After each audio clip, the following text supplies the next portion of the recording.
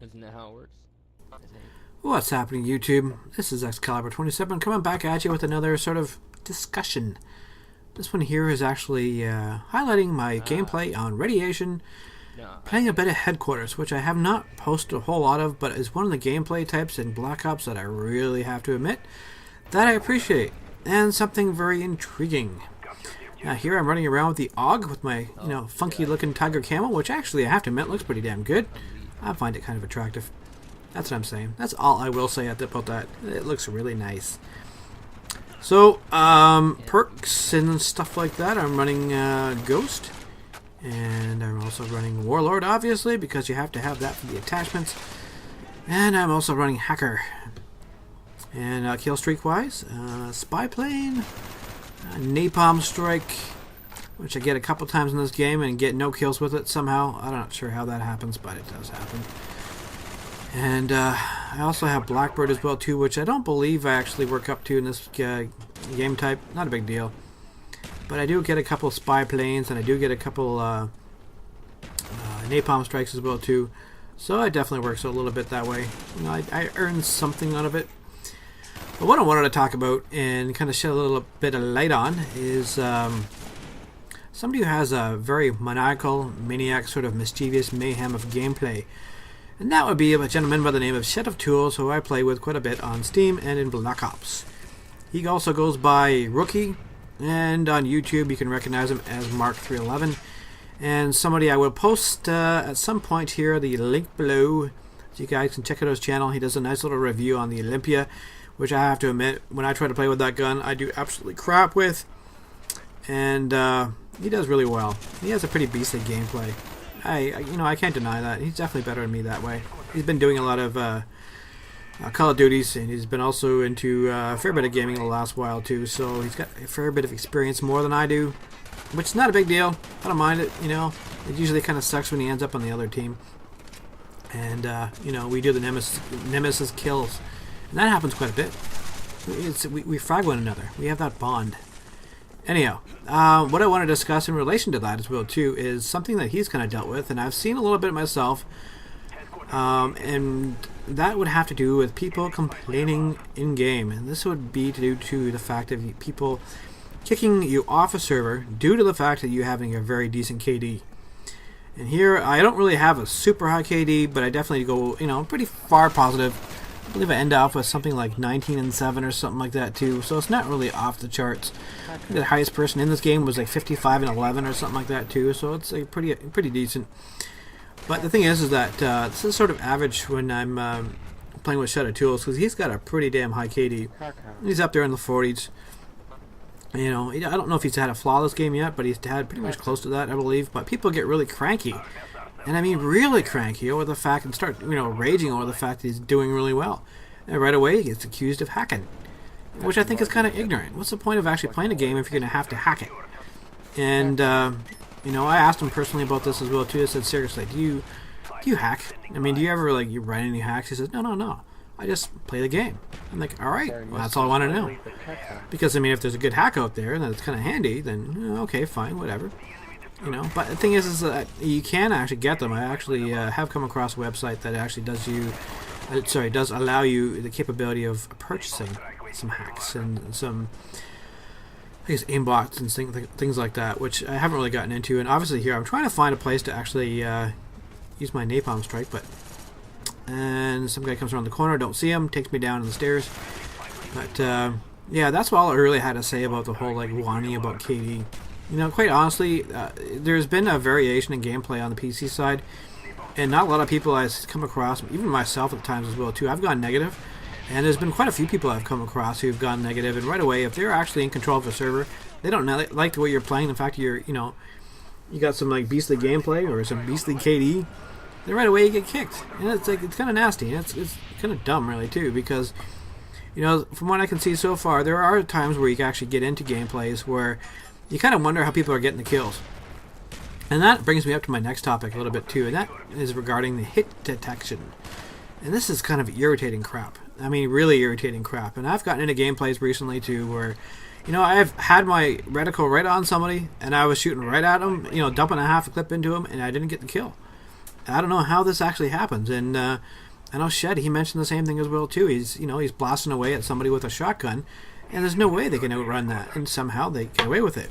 And this doesn't really matter if you're running like Flak Jacket or something like that too. I mean, it'll guard you against a couple hits, but that's really about it. And maybe a Claymore or a frag grenade or something like that too, or a Semtex. But usually just once. After that, you're goat meat. That's it. You're done.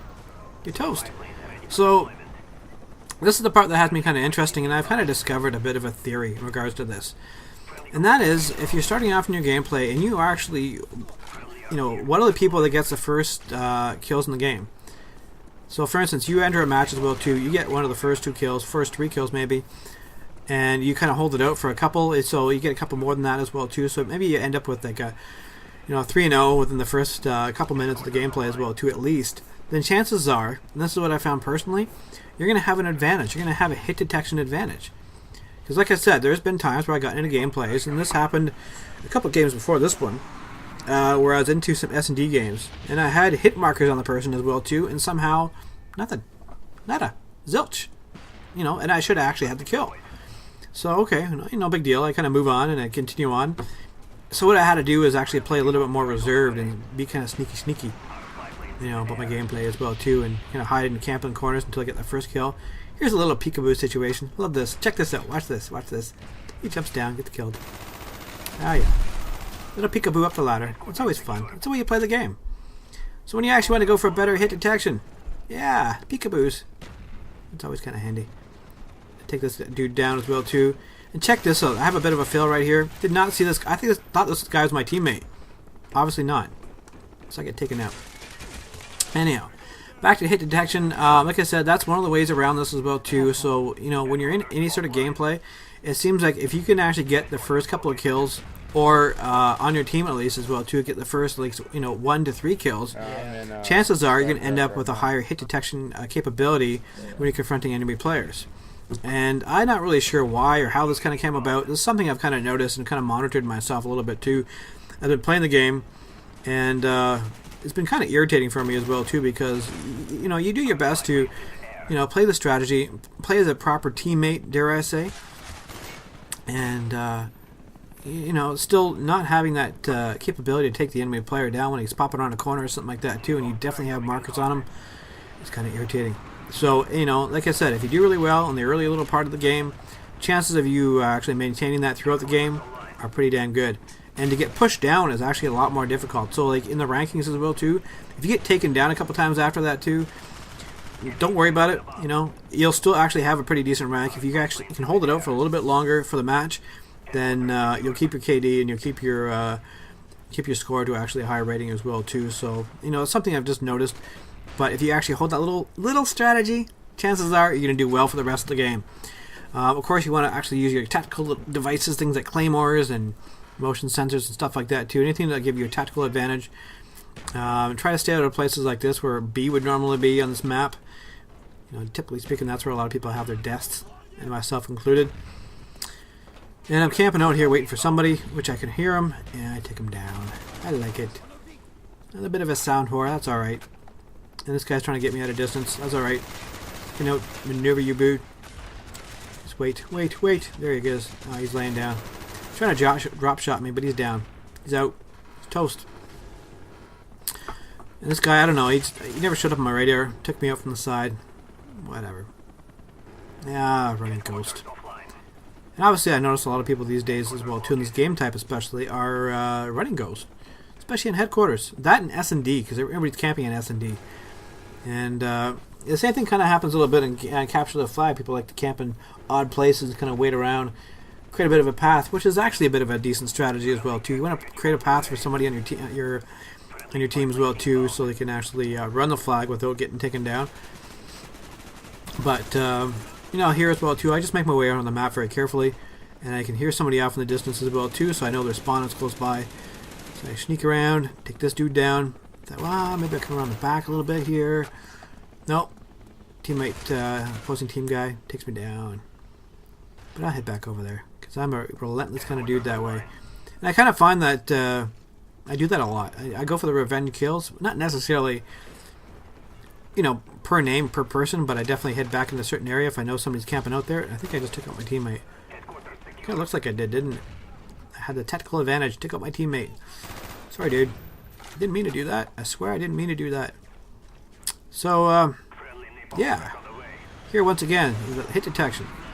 If you get that early in-game hit detection as well, do those early kills as well, too, it seems you have an advantage overall. And obviously not just in your main weapon, but also in your melee attack. Because there's been quite a few situations myself where I've run into where, you know, I'm button mashing the crap out of something as well, too, for my melee attack, and I'm still not getting a kill. Hey, yeah, and I'm doing my part. I mean, I'm sneaking around the map pretty good. I'm, you know, being all sneaky. But anyhow, this is our win for the game. 19-7. You know, feel free to leave your comments and like my video. Cheers, guys.